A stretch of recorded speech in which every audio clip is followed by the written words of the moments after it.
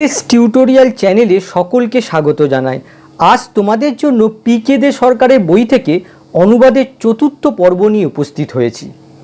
আজকে তোমাদের খুব সহজভাবে এই প্যাসেজটা ইংরেজিতে অনুবাদ করে দেখাবো। অনুবাদ করার সাথে সাথে সেন্টেন্স স্ট্রাকচারগুলো এক্সপ্লেন করব। তোমাদেরকে অনুরোধ ক্লাসটা শেষ পর্যন্ত আমার সাথে থাকো। অনুবাদ শুরু করার আগে রুলগুলো একবার দেখে নাও। 1 নম্বর রুলটা দেখো, subject plus verb plus object plus adverbial. এই ভার্বটা আসলে ট্রান্সিটিভ ভার্ব, যার জন্য দেখো তারপরে অবজেক্ট এসছে। এবারে অ্যাডভার্বিয়াল প্রসঙ্গে আসি। অ্যাডভার্বিয়াল একটা শব্দ হতে পারে, আবার শব্দগুচ্ছের আকারে অর্থাৎ ফ্রেজ ফর্মে থাকতে পারে।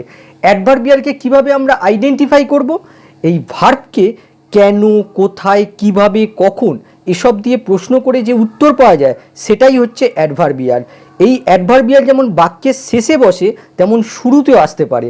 একটা কথা মনে রাখবে, অনুবাদ করার সময় যদি বাক্যের শুরুতে অ্যাডভার্বিয়াল আসে তাহলে প্রথমেই তোমরা রাখবে, তবে তোমরা শেষেও রাখতে পারো, তাহলেও কোনো প্রবলেম নেই।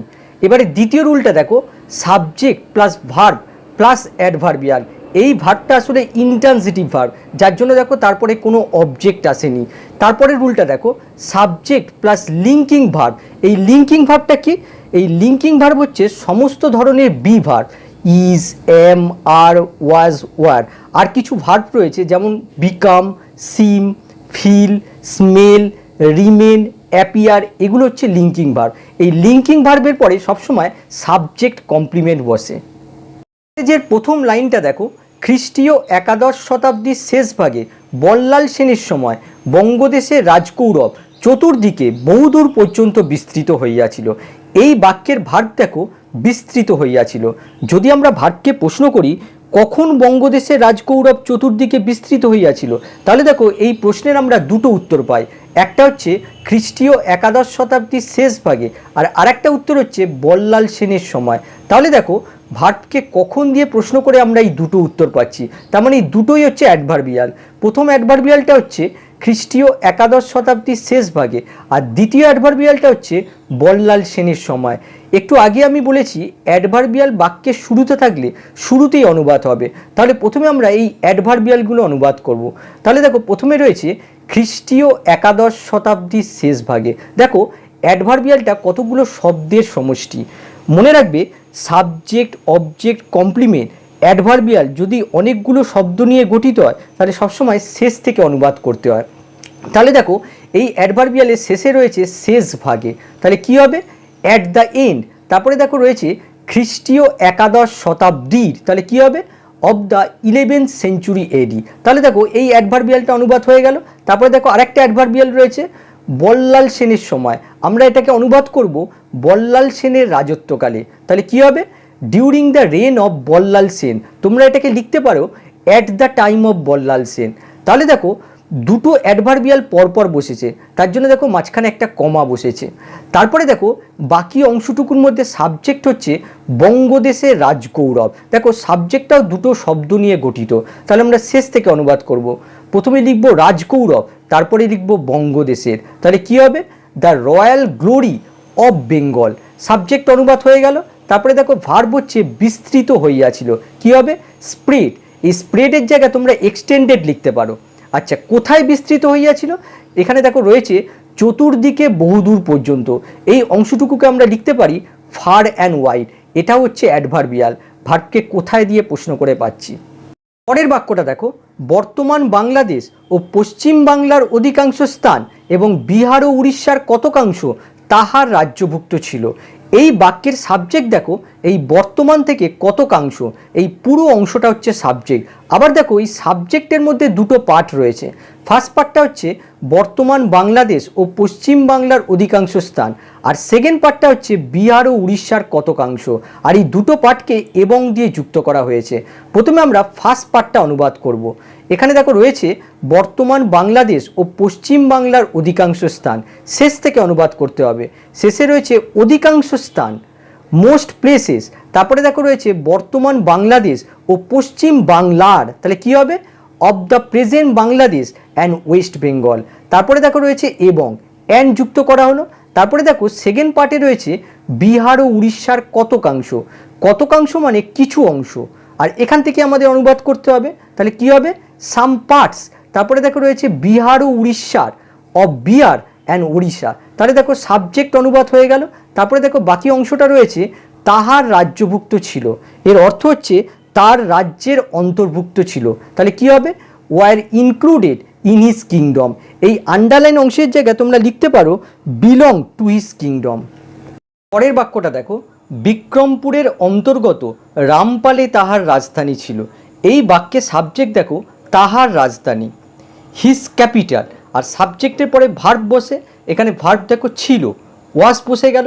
কোথায় ছিল, এখানে দেখো রয়েছে বিক্রমপুরের অন্তর্গত রামপালে। বিক্রমপুর হচ্ছে বড় প্লেস আর তার অন্তর্গত রামপাল হচ্ছে ছোট প্লেস। তার মানে দেখো রামপালের আগে অ্যাট বসবে আর বিক্রমপুরের আগে ইন বসবে। তাহলে দেখো প্রথমে আসবে অ্যাট রামপাল, তারপরে আসবে ইন বিক্রমপুর। তাহলে দেখো হিজ ক্যাপিটাল হচ্ছে সাবজেক্ট, ওয়াস হচ্ছে ভার্ব, আর এই বাকি অংশটা হচ্ছে অ্যাডভার্বিয়াল, ভার্বকে কোথায় দিয়ে প্রশ্ন করে পাচ্ছি।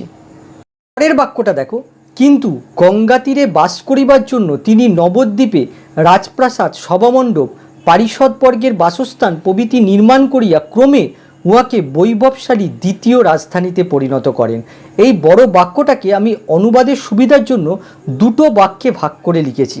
কিভাবে লিখেছি দেখো, কিন্তু গঙ্গা তীরে বাস করিবার জন্য তিনি নবদ্বীপে রাজপ্রাসাদ, সভামণ্ডপ, পারিষদবর্গের বাসস্থান প্রভৃতি নির্মাণ করেছিলেন এবং ক্রমে উহাকে বৈভবশালী দ্বিতীয় রাজধানীতে পরিণত করেন। প্রথমে আমরা এবং এর আগের অংশটুকু অনুবাদ করব। দেখো বাক্যটা শুরু হয়েছে কিন্তু কনজাংশন দিয়ে। কনজাংশন যদি বাক্যের শুরুতে থাকে তাহলে শুরুতেই বসিয়ে দিতে হয়। তাহলে দেখো বাট বসে গেল, আর এই বাক্যের ভার্ব হচ্ছে নির্মাণ করেছিলেন। যদি আমরা ভার্বকে প্রশ্ন করি কেন তিনি নবদ্বীপে রাজপ্রাসাদ, সভামণ্ডপ নির্মাণ করেছিলেন, তাহলে দেখো তার উত্তর হবে গঙ্গা তীরে বাস করিবার জন্য। ভার্বকে কেন দিয়ে প্রশ্ন করে আমরা এই উত্তরটা পাচ্ছি। তার মানে এই অংশটুকু হচ্ছে অ্যাডভার্বিয়াল, আর অ্যাডভার্বিয়াল যদি বাক্যের শুরুতে থাকে তাহলে শুরুতেই অনুবাদ করতে হয়। তার মানে এই অংশটুকু আমাদের অনুবাদ করতে হবে। কি হবে, in order to live on the banks of the Ganges. তোমরা ইচ্ছা করলে ইন অর্ডার টুর জায়গায় শুধুমাত্র টু লিভ অর্থাৎ ইনফিনিটিভ ইউজ করতে পারো। আর আরেকটা কথা মনে রাখবে, অ্যাডভার্বিয়াল ফ্রেজ যদি বাক্যের শুরুতে বসে তাহলে একটা কমা দিতে হয়, তার জন্য দেখো এই কমাটা ব্যবহার করা হয়েছে। এরপর আমাদের সাবজেক্ট বসাতে হবে। এখানে সাবজেক্ট দেখো তিনি, হি বসানো হলো। সাবজেক্টের পর ভার্বকে বসাতে হবে। এখানে দেখো ভার্ব হচ্ছে নির্মাণ করেছিলেন, বিল্ড বসানো হলো। আচ্ছা কি নির্মাণ করেছিলেন, এখানে দেখো রয়েছে রাজপ্রাসাদ, সভামণ্ডপ, পারিষদবর্গের বাসস্থান প্রভৃতি। কী হবে, আর royal palace, court, the residence of the courtiers etcetera. এখানে দেখো আর রয়্যাল প্যালেস থেকে এটসেট্রা এই অংশটুকু হচ্ছে বিল্ড ভার্বের অবজেক্ট। এবারে যদি আমরা এই বিল্ড ভার্বকে প্রশ্ন করি কোথায় তিনি রাজপ্রাসাদ, সভামণ্ডপ নির্মাণ করেছিলেন, তাহলে দেখো তার উত্তর হবে নবদ্বীপে। কি হবে, অ্যাট নবদ্বীপ। এখানে দেখো অ্যাট নবদ্বীপ হচ্ছে অ্যাডভার্বিয়াল। তাহলে দেখো প্রথম বাক্যটার অনুবাদ হয়ে গেল, তারপরে এবং রয়েছে, অ্যান্ড বসানো হলো। এরপর আমাদের দ্বিতীয় বাক্যটা অনুবাদ করতে হবে। কি রয়েছে দেখো, ক্রমে উহাকে বৈভবশালী দ্বিতীয় রাজধানীতে পরিণত করেন। কে পরিণত করেন, দেখো সাবজেক্ট প্রথম বাক্যে উল্লেখ আছে, তার জন্য দ্বিতীয় বাক্যে উল্লেখ করা হয়নি। আমরা এখানে ভার্ব থেকে শুরু করব। এখানে ভার্ব দেখো পরিণত করেন, কি হবে, টার্নড। আচ্ছা কাকে পরিণত করেন, এখানে দেখো রয়েছে উহাকে। উহাকে বলতে এখানে নবদ্বীপকে বোঝাচ্ছে, তাহলে ইট লেখা হলো। আচ্ছা কিসে পরিণত করেন, এখানে দেখো রয়েছে বৈভবশালী দ্বিতীয় রাজধানীতে পরিণত করেন। কি হবে, into the second prosperous capital. এখানে দেখো টার্নডের সঙ্গে অ্যাপ্রোপ্রিয়েট প্রিপোজিশন ইনটু বসেছে। মনে রাখবে to turn something into something else. এবারে একটা জিনিস দেখো, এখানে একটা শব্দই বাকি রয়েছে, সেটা হচ্ছে ক্রমে। এই ক্রমে হচ্ছে অ্যাডভার্ব, আর অ্যাডভার্ব সাধারণত মেন ভার্বের আগে বসে। এখানে দেখো মেন ভার্ব হচ্ছে টার্ন, ঠিক তার আগে বসানো হলো গ্র্যাজুয়ালি। এবারে একটা জিনিস দেখো, এখানে দেখো প্রথমে রয়েছে বৈভবশালী আর তারপরে রয়েছে দ্বিতীয়, কিন্তু আমি যখন এখানে লিখেছি এখানে দেখো প্রথমে রয়েছে সেকেন্ড আর তারপরে দেখো রয়েছে প্রসপারাস। কেন এমন হলো, দেখো সেকেন্ড হচ্ছে ডিটারমিনার আর প্রসপারাস হচ্ছে অ্যাডজেক্টিভ। এই দুটোই কিন্তু এই ক্যাপিটাল নাউনটাকে মডিফাই করছে। কিন্তু মনে রাখবে ডিটারমিনার আর অ্যাডজেক্টিভ একসাথে এলে সবসময় নাউনের আগে বসবে অ্যাডজেক্টিভ আর তার আগে বসবে ডিটারমিনার। এর বাক্যটা দেখো, শেষ জীবনে তিনি অধিকাংশ সময় নবদ্বীপেই বাস করিতেন। এখানে দেখো বাক্যের শুরুতে রয়েছে শেষ জীবনে। যদি আমরা এই ভার্বকে প্রশ্ন করি কখন তিনি অধিকাংশ সময় নবদ্বীপে বাস করিতেন, তাহলে দেখো তার উত্তর হবে শেষ জীবনে। তার মানে দেখো শেষ জীবনে এই অংশটুকু হচ্ছে অ্যাডভার্বিয়াল, ভার্বকে কখন দিয়ে প্রশ্ন করে পাচ্ছি। আর তোমরা জানো অ্যাডভার্বিয়াল বাক্যের শুরুতে থাকলে শুরুতেই অনুবাদ করতে হয়। তার মানে এই অংশটুকু প্রথমে আমাদের অনুবাদ করতে হবে। কি হবে? In his last life. এখানে দেখো ইন হিজ লাস্ট লাইফ এটা হচ্ছে অ্যাডভার্বিয়াল ফ্রেজ, আর অ্যাডভার্বিয়াল ফ্রেজ যদি বাক্যের শুরুতে বসে তাহলে একটা কমা দিতে হয়, তার জন্য দেখো এই কমাটা ব্যবহার করা হয়েছে। এরপর আমাদের সাবজেক্ট বসাতে হবে। এখানে সাবজেক্ট দেখো তিনি, হি বসানো হলো। এরপর আমাদের ভার্ব বসাতে হবে। এখানে ভার্ব দেখো বাস করিতেন, লিভড বসানো হলো। এবারে একটা জিনিস দেখো, লিভ সাধারণভাবে ইনট্রানজিটিভ ভার্ব, কিন্তু লিভের অর্থ যদি স্পেন্ড অর্থাৎ সময় কাটানো অর্থে ইউজ হয় তাহলে লিভ ট্রানজিটিভ ভার্বের ন্যায় আচরণ করে।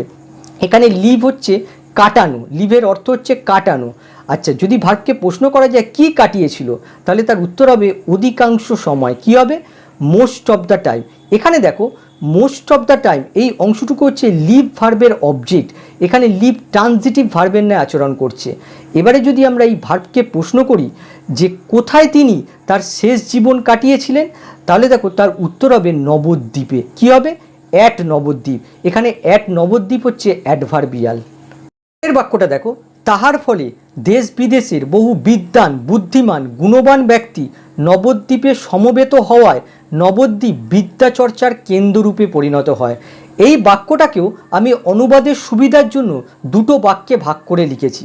এখানে দেখো তাহার ফলে দেশ বিদেশের বহু বিদ্বান বুদ্ধিমান গুণবান ব্যক্তি নবদ্বীপে, এখানে দেখো নবদ্বীপের হয়ে গেছে, নবদ্বীপে সমবেত হতে শুরু করেছিল এবং নবদ্বীপ বিদ্যাচর্চার কেন্দ্ররূপে পরিণত হয়। প্রথমে আমরা এবং এর আগের অংশটুকু অনুবাদ করব। প্রথম বাক্যে দেখো শুরু হয়েছে তাহার ফলে এই অংশটুকু দিয়ে। এই অংশটুকু আসলে অ্যাডভার্বিয়াল ফ্রেজ, আর যেহেতু বাক্যের শুরুতে রয়েছে তাই শুরুতেই অনুবাদ করব। কি হবে? As a result. এটা দেখো অ্যাডভার্বিয়াল ফ্রেজ, আর অ্যাডভার্বিয়াল ফ্রেজ যদি শুরুতে থাকে তাহলে একটা কমা দিতে হয়, তার জন্য দেখো এই কমাটা বসেছে। এরপর আমাদের সাবজেক্ট বসাতে হবে।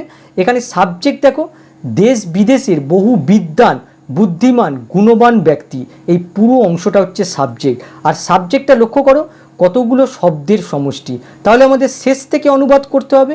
তাহলে দেখো শেষ থেকে গেলে হয়, এখানে দেখো রয়েছে বহু বিদ্বান বুদ্ধিমান গুণবান ব্যক্তি। কি হবে? Many learned intelligent and talented people. তারপরে দেখো শেষ থেকে গেলে আসে দেশ বিদেশের, এখানে আমরা অনুবাদ করব দেশ বিদেশ হইতে, তাহলে কি হবে? From home and abroad. তাহলে দেখো সাবজেক্ট অনুবাদ হয়ে গেল। এরপর আমাদের ভার্ব বসাতে হবে। এখানে দেখো ভার্ব হচ্ছে শুরু করেছিল, সমবেত হতে শুরু করেছিল। কি হবে? Started gathering. আচ্ছা, যদি মেন ভার্বকে প্রশ্ন করা যায় কোথায় সমবেত হতে শুরু করেছিল, তাহলে দেখো তার উত্তর হবে নবদ্বীপে। কি হবে? অ্যাট নবদ্বীপ। এখানে অ্যাট নবদ্বীপ হচ্ছে অ্যাডভার্বিয়াল। তাহলে দেখো প্রথম বাক্যটার অনুবাদ হয়ে গেল। তারপরে এবং আছে, অ্যান্ড বসানো হলো। এরপর আমাদের দ্বিতীয় বাক্যটা অনুবাদ করতে হবে। এখানে দেখো রয়েছে নবদ্বীপ বিদ্যাচর্চার কেন্দ্ররূপে পরিণত হয়। এই অংশটুকুর মধ্যে সাবজেক্ট দেখো নবদ্বীপ, আর যেহেতু নবদ্বীপ প্রথম বাক্যে উল্লেখ আছে তার জন্য এখানে নবদ্বীপের পরিবর্তে প্রোনাউন ইট ইউজ করতে হবে। তাহলে ইট বসানো হলো। তারপরে দেখো এখানে ভার্ব হচ্ছে পরিণত হয়। কি হবে? বিকেম। আচ্ছা, কিসে পরিণত হয়? এখানে দেখো রয়েছে বিদ্যাচর্চার কেন্দ্ররূপে। কি হবে? আর সেন্টার অফ লার্নিং। এখানে দেখো ইট হচ্ছে সাবজেক্ট, বিকেম হচ্ছে লিঙ্কিং ভার্ব, আর লিঙ্কিং ভার্বের পরে দেখো আর সেন্টার অফ লার্নিং, এটা হচ্ছে সাবজেক্ট কমপ্লিমেন্ট। আশা করি ক্লাসটা তোমাদের ভালো লেগেছে। আবার নেক্সট ক্লাসে তোমাদের সাথে দেখা হবে। বাই।